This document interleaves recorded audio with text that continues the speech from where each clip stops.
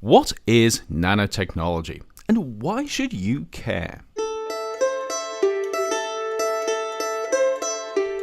Before we get too technical, try this. Pick up something that's close to you. Anything. It might be a glass, or a smartphone, or even a t-shirt. It doesn't really matter what. Now, think about what this thing does well. It could be holding water or chasing Pokemon, or if you're thinking about that t-shirt, making you feel awesome. Then think about what it doesn't do so well, perhaps smashing when you drop it, or running out of power just when you need it, or thinking about that t-shirt still, smelling of BO after you've worn it for a couple of days. It might not be obvious, but all of these things, the good stuff and the bad, depend on the individual atoms that make up the things around us, and importantly, how they're put together. It's a bit like a car working because of how all the individual bits are arranged. It's not just a case of having 4 wheels, an engine and a steering wheel. They all have to be in the right place if you want a car that gets you to where you're going without falling apart. Of course, atoms are a bit smaller than the wheels on a car, but the same idea holds. How the different atoms in something are arranged can affect things like how strong or how weak it is, or if it conducts electricity, or if you can see through it, or even what it feels like.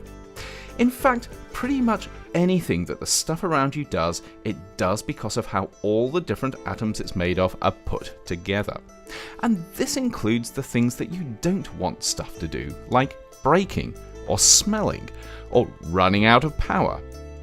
If we were really smart, of course, we'd make the stuff around us work better simply by doing a better job of arranging the different atoms it's made of.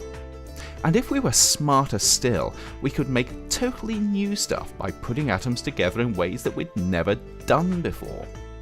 We could even start to create stuff that behaves in quite unusual ways, because when you start playing around with atoms, you can tap into some really weird quantum physics.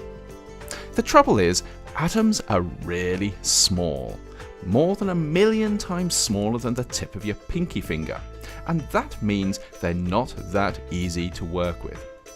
But over the past few years, scientists and engineers have become increasingly good at designing and engineering materials down at the level of atoms or small groups of atoms. And because this new technology involves doing stuff at such a minute scale, it's called nanotechnology. Using their new skills, nanotechnologists are beginning to do cool stuff like creating materials that are really good at turning sunlight into energy, or using nanoscopically small particles to deliver anti-cancer drugs, or even turning polluted water into drinkable water. They're even finding new ways to make glass that doesn't break when you drop it, batteries that last longer, and even t-shirts that smell fresh after you've worn them for a few days. This is really powerful tech. It's helping us to do stuff we couldn't even dream of just a few years ago. But because nanotechnology is so powerful, we need to be really careful how we use it, just in case we end up causing more problems than we solve. The last thing we want is to make better solar cells that also destroy the environment, or design more efficient water filters that just happen to cause more pollution. Because of this, scientists and others are working hard to make sure we develop and use nanotechnology responsibly. But this isn't just down to nanotechnologists. It's something everyone can be part of, because at the end of the day, it's up to us to decide just how much we want nanotechnology-enabled products and what we're willing to put up with to get them.